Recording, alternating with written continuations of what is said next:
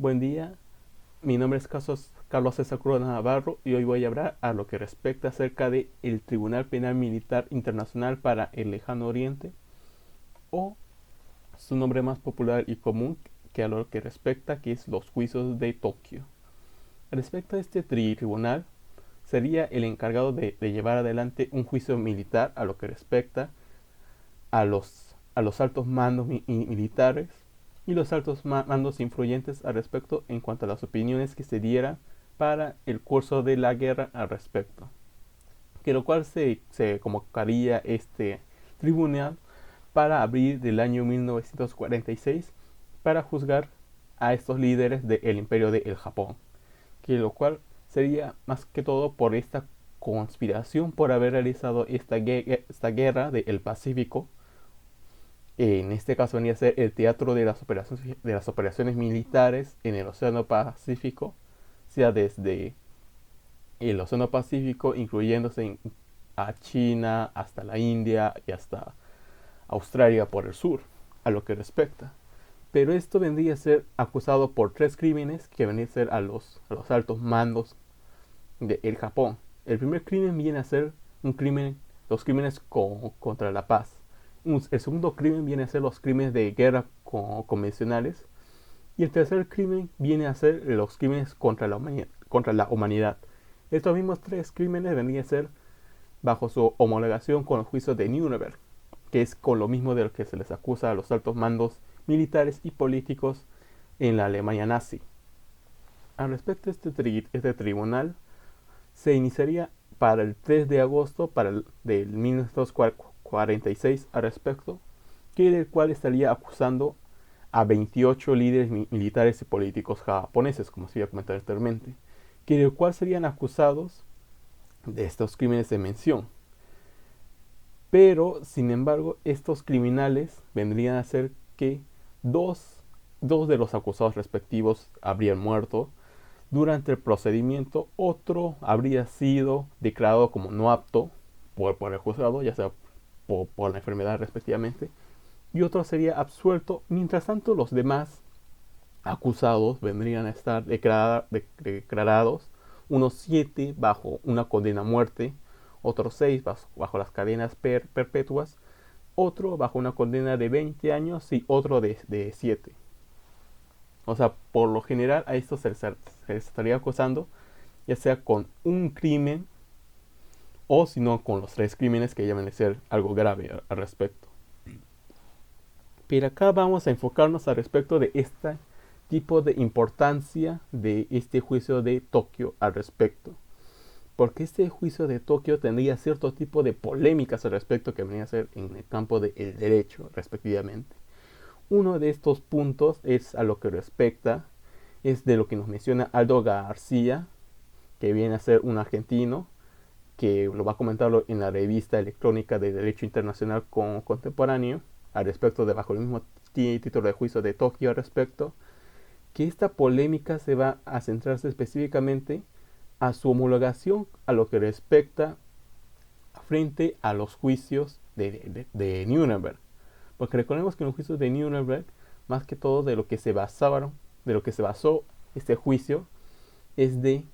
enjuiciar a los causantes de esta guerra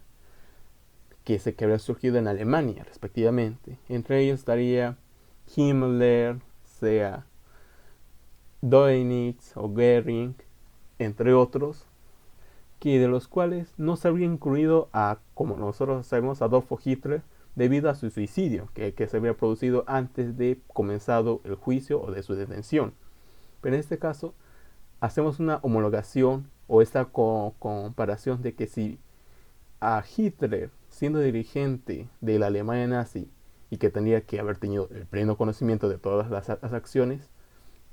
también se le tenía que acusarle al mismo dirigente del poder ejecutivo al respecto, al presidente se podría decirse, pero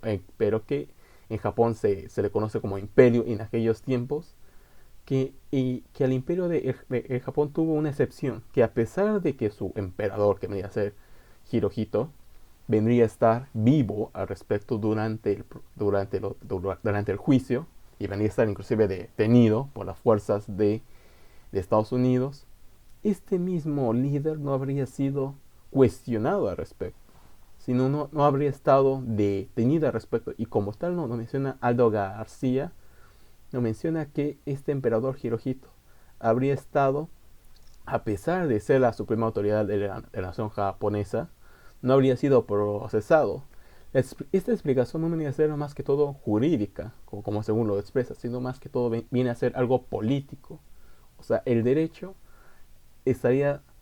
subordinado a la política, a la realidad de los dirigentes de estas naciones victoriosas, específicamente lo que venía a ser a Estados Unidos. Ello debido a que, debido a que en ese contexto se tenía de lo que vendría a ser de la Unión Soviética y de Estados Unidos, que de acuerdo como nosotros conocemos esta lucha que caracterizaría al siglo XX en su segunda mitad, que del cual sería esta lucha entre capitalismo y comunismo, y que por lo cual bajo la política estadounidense y bajo las menciones de MacArthur respectivamente, es que Estados Unidos no enjuiciaría al emperador Hirohito, sino más bien lo declararía como en libertad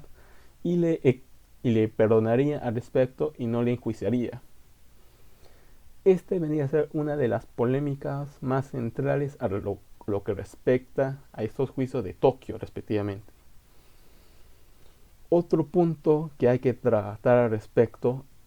es acerca de la otra polémica, que más que todo se refiere a los jueces respectivamente, que el cual estos jueces estarían componiéndose entre jueces y fiscales. Vienen a ser de las 11 países que van a estar involucrados contra Tokio, contra Japón respectivamente. Entre ellos estarían Australia, Canadá, China, Francia, la India, los Países Bajos, Nueva Zelanda, Filipinas, la Unión Soviética, Reino Unido y los Estados Unidos, y los cuales estos países en mención proporcionarían los jueces respectivos y los fiscales para la correspondiente proceso y juicio que se realizaría en Tokio al respecto. Que del cual hay que mencionar uno que es el tema central de esta polémica, que viene a ser al juez dado por la India. Cuando se le dio esta potestad al juez de la India, se nos había dado cuenta de que este mismo juez, representando a la India como víctima al respecto y como la potestad de la India por ser beligerante contra Japón, este mismo juez tendría esta óptica, este pensamiento de no enjuiciar a los acusados. O sea, a estos acusados no los vendría a enjuiciar bajo ninguno de los crímenes. Ya sea, no los enjuició bajo, o no los culpó bajo los crímenes contra la paz, o los crímenes de guerra, o los crímenes contra la humanidad, sino que mencionó bajo la sentencia de que no eran culpables al respecto. Y ello debido a que, debido a sus convicciones y debido a su pensamiento al respecto, de que su pensamiento era de que Japón estaría haciendo este tipo de lucha contra este tipo de colonialismo al respecto. O sea, no estaba adecuándose su criterio en la sentencia mediante un criterio jurídico, sino más que todo bajo un criterio ideológico y de pensamiento político, que lo cual está como contaminando respectivamente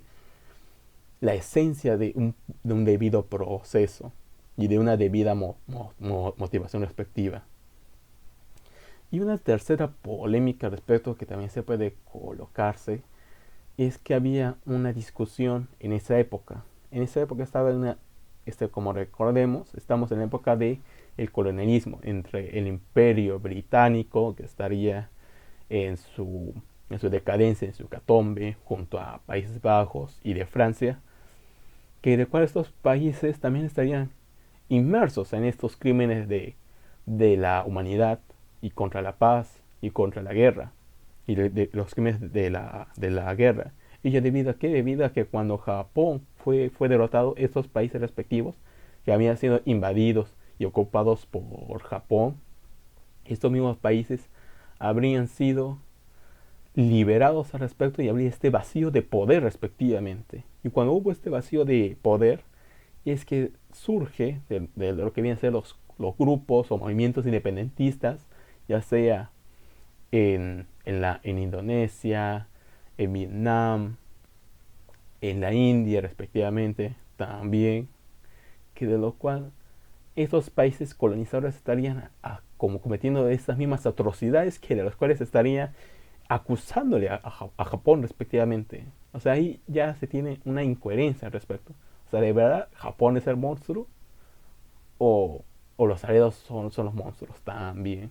O sea, un monstruo está acusando a otro monstruo.